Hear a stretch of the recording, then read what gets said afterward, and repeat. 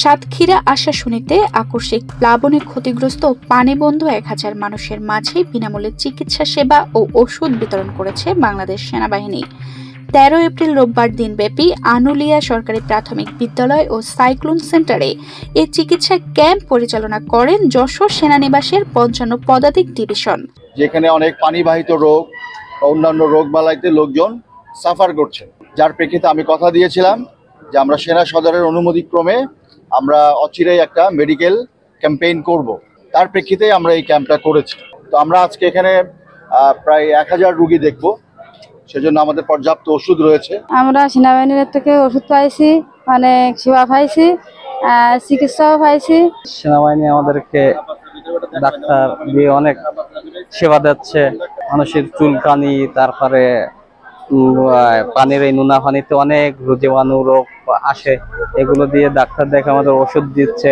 তাদের অনেক ধন্যবাদ আর কি। ওয়ালটন আবারও মিলিয়নিয়ার অফারে ওয়ালটন ফ্রিজ কিনে আপনিও হয়ে যেতে পারেন মিলিয়নিয়ার। সাতক্ষীরা পানি উন্নয়ন বোর্ড 1 এর নির্বাহী প্রকৌশলী সাকাওয়াত হোসেন জানান, খোলপেটিয়া নদীর বাঁধের ভাঙা অংশে রিং বাঁধ তৈরির কাজ সেনাবাহিনীর তত্ত্বাবধানে চলছে। ইতিমধ্যে 240 মিটার রিং বাঁধ বালি ভর্তি জিও টিউব দিয়ে তৈরি করা হয়েছে। এখনও 350 মিটার বাঁধ নির্মাণ করা বাকি। উচ্চতা বাড়ানোর কাজ শেষ হলে লোকালয়ে পানি প্রবেশ পুরোপুরি বন্ধ করা সম্ভব হবে। এখানে আনুলিয়া যে বাঁধটা ভেঙে যায়, তার প্রেক্ষিতে ওই দিন রাতেই আমরা এখানে চলে আসি। এসে যে বেসামরিক প্রশাসন যারা আছে, পানি উন্নয়ন বোর্ডের লোক যারা আছে, তাদের সবার সাথে একসাথে করে আমরা কাজ করি। তার প্রেক্ষিতে আমরা ওই যে বাঁধটা রিপেয়ার করতে সমর্থ হই। আমাদের এই বাঁধ ভেঙে যাওয়ার পরে মানে এলাকায় পানি ঢুকে মানুষের ঘর বাড়ি ভেঙে গেছে।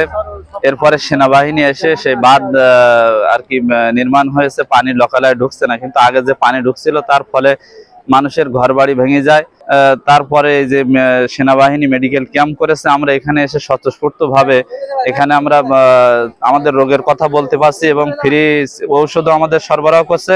আমাদের নদীর বাঁধ ভাঙার থেকে আমরা দুর্গত এলাকার ভিতরে আছি। সেনাবাহিনী আমাদের থেকে অনেক ট্রিটমেন্টের জন্য খুব সুবিধা করে দিয়েছে এবং ত্রাণের জন্য ব্যবস্থা আছে। আমাদের ঔষধ পানি নিয়ে আমরা ট্রিটমেন্ট করে ঔষধ পানিও নিয়ে যাচ্ছি। এখন মোটামুটি সবাই সুব্যবস্থা পাচ্ছে এখানে। তানজিদা রহমান, ইনায়া, বাংলাদেশ প্রতিদিন।